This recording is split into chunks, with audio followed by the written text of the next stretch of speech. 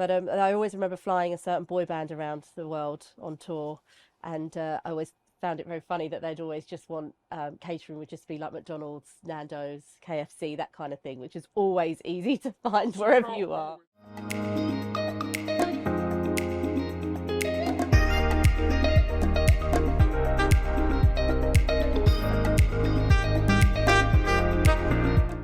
Well, welcome back to The View from the Top, and today we have our podcast from the BBJ, a Boeing business jet, absolute luxurious surroundings, and I have the pleasure to have with me Liz Reverley. Thanks for having me. From Luxaviation UK, and Yasmin from Corporate Flight Training. Thank you for having me as well. That's the real pleasure. So, let's get straight to the point. Yeah. Cabin crew. Probably, I would say, one of the most important jobs in business aviation. What is it like? Well, challenging at times. However, I believe it's one of the best jobs in the world, and I've been doing it for 17 years. So, obviously, so what's your background?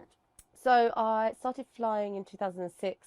I started off in the airlines for about 6 years. I worked at several different airlines, and then I went off to Saudi Arabia to fly on some Gulfstreams, ACJs, BBJs out there. And then I came to Luxaviation in 2012, and that's where I've been ever since. What about you, Yasmin? How did you get into this business? Bit similar to Liz, really. Decided I wanted to be cabin crew. Was only going to do the job for 6 months, and 25 years later, here I am. But I did actually work for the same company as Liz. I did commercial first, and then I went out to Saudi. And that's where I cut my teeth into the corporate world. It gave me a bit of a background on how to deal with things, and then came back to the UK. And I ended up working for a big mining company that wanted their own flight department. And from there, I worked for the owner directly for about 8 years, flying on his aircrafts. You provide flight training for corporate cabin crew? Yeah, and pilots as well. So we do safety service training, VIP flight attendant training, and also we work with some commercial operators as well. If someone wants to become cabin crew for an executive company, where do they start? What background do they need to have? Do they need any qualifications? I think it does help to have a bit of, for me, I always say being cabin crew helps in this part of the world at least, and also having a bit of hospitality knowledge as well. Right, so it's not essential to be ex-airlines to move into the corporate world? No, it does help, and we're seeing more operators that want the attestation now. But having that hospitality. What's one of the most important quality that a person needs to be good at this job? I think you need to be very open-minded, and you need to be very adaptable and flexible, I'd say.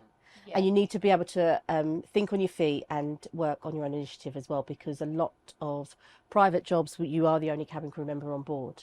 So you do need to be self-sufficient, and you also need to be creative as well, I'd say, when it comes to things like catering and things like that, and all the different requests. Whether it's, I've had flights where you've had to put a menu together for pets and dogs and things like that. Well, we're looking today, we have some lovely catering or canopies, and a lot more catering at the back from Bon Soiree, one of the leading catering companies.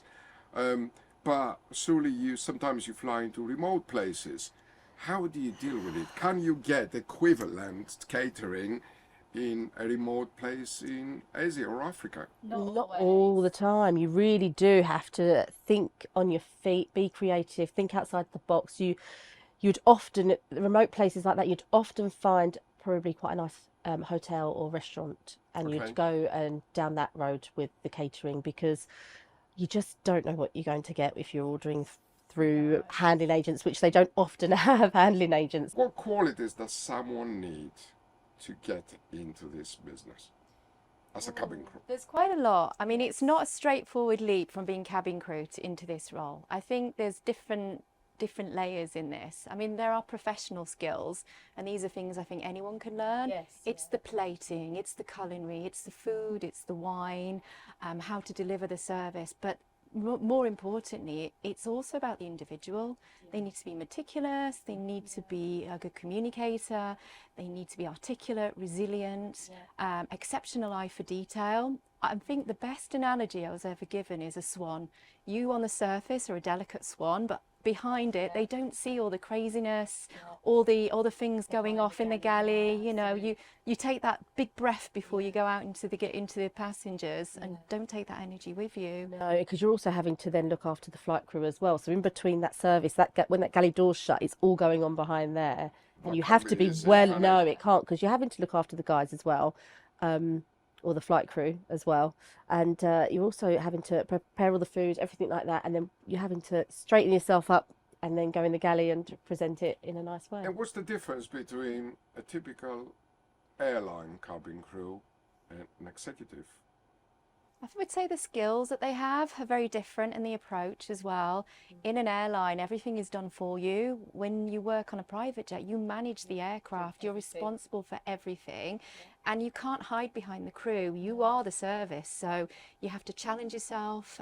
You're only as good as your last flight, so if the owner's not happy, if the charter passengers are not happy, then that reflects on you. And is the working pattern different?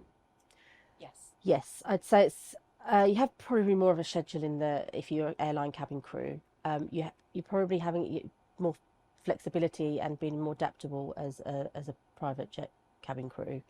But in today's world, a charter company or a private jet, a corporate company, will have a roster for the cabin crew the same They do.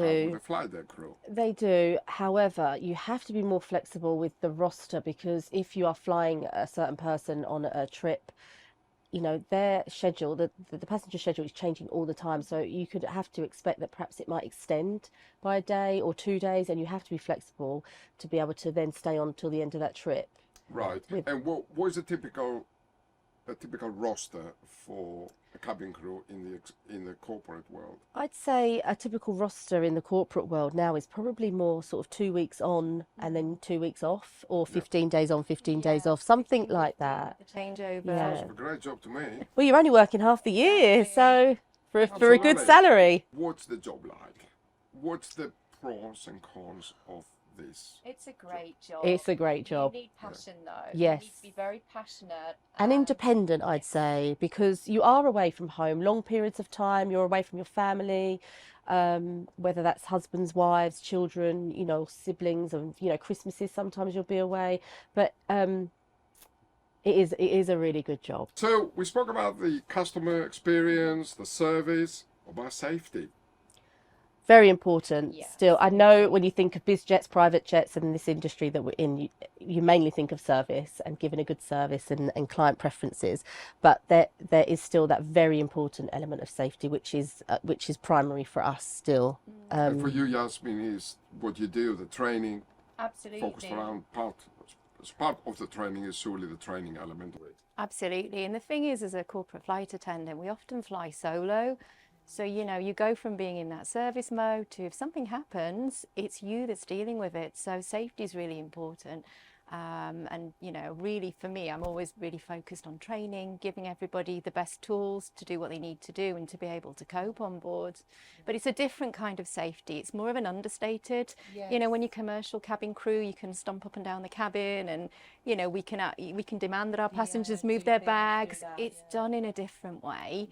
But of course, if there's an accident, we have to go from that service mode into emergency mode and be very assertive. So it is there, it's always there, it's just approached differently. Go on, tell us one of the most interesting stories that you experienced. I mean, I've had interesting situations. My boss forgot his wallet in a hotel, so we just landed and he'd realised he'd left his wallet in Boston, so we had to repatriate the wallet and ended up giving him our crew credit cards because he had no money.